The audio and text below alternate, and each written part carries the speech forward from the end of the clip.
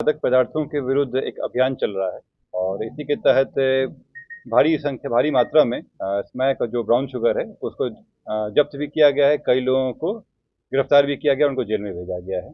इसी क्रम में जो हम लोगों को जानकारी प्राप्त हुई थी उसमें जो स्मैक के दो मेजर जो अभी इसका कार्य कर रहे थे, चंदन मेहता और रुपेश मेहता, इनका पूर्व में भी कई केसेस में नाम आया था और ये भागे फिर रहे थे। इसमें एक टीम बनाई गई थी इनकी गिरफ्तारी के लिए और चंपानगर एसएचओ के द्वारा इसमें पहल करते हुए इनकी गिरफ्तारी की गई है। साथ ही इनके पास से 104.78 ग्राम स्मैक भी बरामद किया गया है।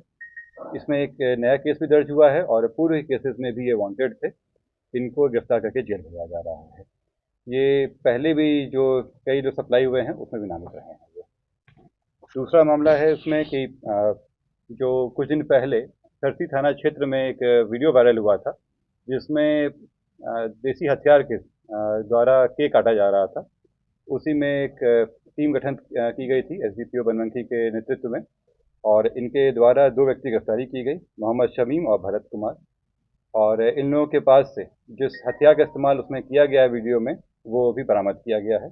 इसमें एक देसी कट्टा, एक देसी रिवॉल्वर, एक कारतूस बरामद किया गया है। इसके अलावा जो उस वीडियो में थे उनकी भी हम लोग छानबीन कर रहे हैं और ये हथियार कहाँ से लाए गए हैं इस पर हमारी नज़र है और जल्द ही हम लोग इस पे जो सोर्स है उस पर भी जाएंगे।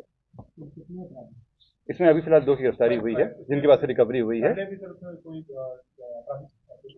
नहीं, इसमें बताया जा रहा है कि उन लोगों के जो संगठन, जो इन लोगों की जो संगति रही है वो अच्छी नहीं है उसमें, तो इन लोगों के साथ में जो रह रहे हैं उन पर भी हम लोग नज़र रख रहे हैं। इसमें हमारी मेन नज़र है कि हथियार का सप्लाई कहाँ से हो रहा था। कि ये कई केसेस में वांटेड चल रहे थे। पहले भी इनके द्वारा जो सप्लाई किया गया था, स्मैक बरामद किया गया था, उसमें ये वांटेड थे पहले से ही।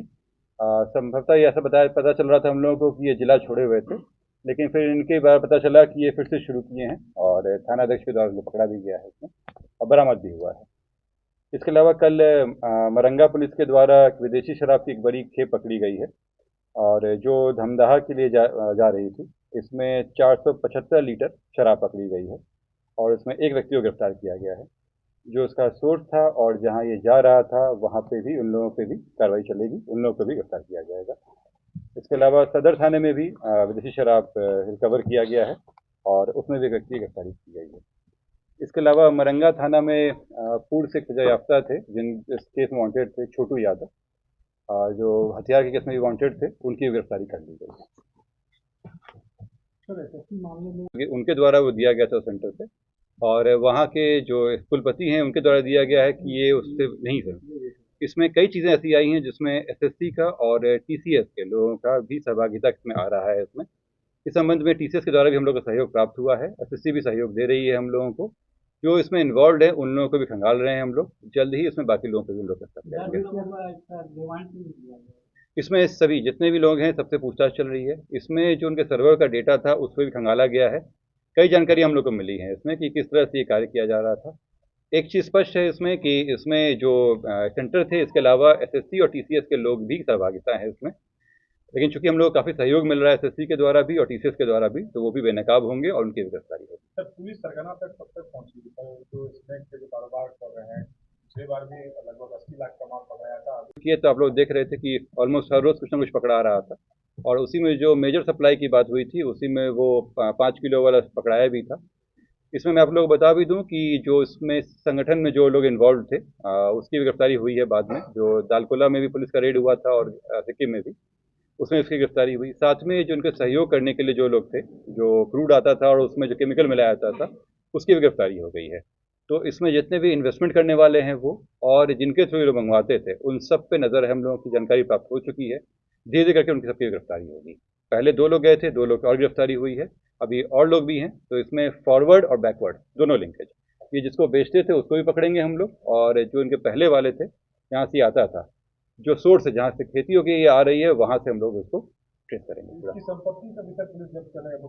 बिल्कुल, जैसे मैंने आपको बताया कि उस समय बताया था मैंने कि जो भी अपराध जनित संपत्ति है, जो जिसका सोर्स वो नहीं बता सकते हैं और जो अपराध के थ्रू किया गया है, उसको हम लोग नए कानून के तहत जब्त कराएंगे। और वैसे भी एनडीपीएस में भी प्रोविजन है उसका कि जो भी संपत्ति बनाई गई है उसको जब्त किया जाएगा। उसका प्रोसेस चल रहा है, वो हम लोग कार्रवाई कर रहे हैं। बंगाल पुलिस को लेके क्या रवैया है? बंगाल से अधिकतर अनुशासित है और सभी एक दूसरे को सहयोग करते हैं। तो जो हम लोगों को ज़रूरत होता है वो उनसे सहयोग मांगते हैं और उनको भी हम लोग सहयोग देते हैं। तो कहीं भी अगर ये इस तरह की खेप आ रही है तो उनके लिए भी खतरनाक है। तो जो सहयोग होगा वो हम लोग उनसे अपेक्षा भी करते हैं और वो हमें मिल भी रहा है सहयोग। वो रिकी सिंह और रौनक सिंह जो पकड़ाए थे सर, इस मामले में 10 लोगों का नाम आया है। उन लोगों में से किसी की गिरफ्तारी हुई है? जैसे वो लोग बताए थे, मैंने आपको बताया कि उसके पहले के जो सोर्स जो उनके साथ में और लोग भी थे उनकी गिरफ्तारी हुई। अभी जो लोग और बताए हैं उन पे भी हम लोग जाँच चल रहा है। उसमें संभवतः है कि अगर कुछ एविडेंस मिलता है तो फिर कार्रवाई होगी। ये सर इसमें एक चीज आता है कि जब ये ब्राउन शुगर या फिर जो भी पकड़ाता है, जब उसको फॉरेंसिक के लिए भेजा जाता है तो वहाँ पे मुल्तानी मिट्टी करके वहाँ से रिपोर्ट आ जाता है, जिसके कारण इन लोग को बेल मिल जाता है या फिर ये लोग बाहर आ जाते हैं। ऐसा संज्ञान मेरे सामने नहीं आया है, लेकिन वहाँ बहुत प्रोसेस सिंपल है। केमिकल एग्जामिनेशन क्लियर कट है। केमिकल एग्जामिनेशन में वो क्लियर कट पता चल जाएगा। और अगर इसमें एफएसएल से गलत रिपोर्ट आता है, हम 2 जगह भेजते हैं। जब भी ये एनडीपीएस का होता है वो 2 लैब में जाता है, एक हमारे लैब में जाता है और एक बाहर के लैब में जाता है। अमूमन या तो कोलकाता जाएगा या हैदराबाद जाएगा। तो दोनों में से अगर कंट्रडिक्टरी रिपोर्ट आता है तो भी उनके लिए भी प्रश्न चिन्ह है, लेकिन अभी तक ऐसा मामला मेरे संज्ञान में नहीं आया। कई मानव की जो है कि एलबीडब्ल्यू और ईडब्ल्यू के सचिव हैं, तो इसमें जो है कि क्या नहीं, इसमें मैंने भी बताया कि जो भी हम लोग का अनुसंधान वगैरह में आ रहा है या इस तरह के हैं, उसमें हम लोग तामीला करवा रहे हैं और उसको तेज़ी से करवा रहे हैं हम लोग। क्योंकि इसमें कई इश्यूज़ ये हैं कि कुछ डेटा हम लोग का मिसमैच है कि कई बार होता है कि थाने के द्वारा ही डायरेक्टली तामीला कर दिया जाता है। तो वो डेटा को हम लोग अभी अद्यतन करवा रहे हैं उसमें, ताकि उसमें क्लियर हो सके। और इसमें बहुत स्पष्ट प्रोसेस है। हम लोग वारंट गिरफ्तारी की कोशिश करेंगे, वारंट होगा। वारंट के बाद अगर वो नहीं आते तो इश्तिहार चिपकाया जाएगा। आप लोग देख भी रहे होंगे, इश्तिहार हम लोग ज़्यादा संख्या में अब ले रहे हैं। और इश्तिहार नहीं आने का हम लोग कुर्की अप्लाई करते हैं और घर ही कुर्की करवाते हैं। उसके बाद भी गिरफ्तारी वहाँ रुकती नहीं है। चार्जशीट हो जाने के बाद भी वो गिरफ्तार होंगे व्यक्ति।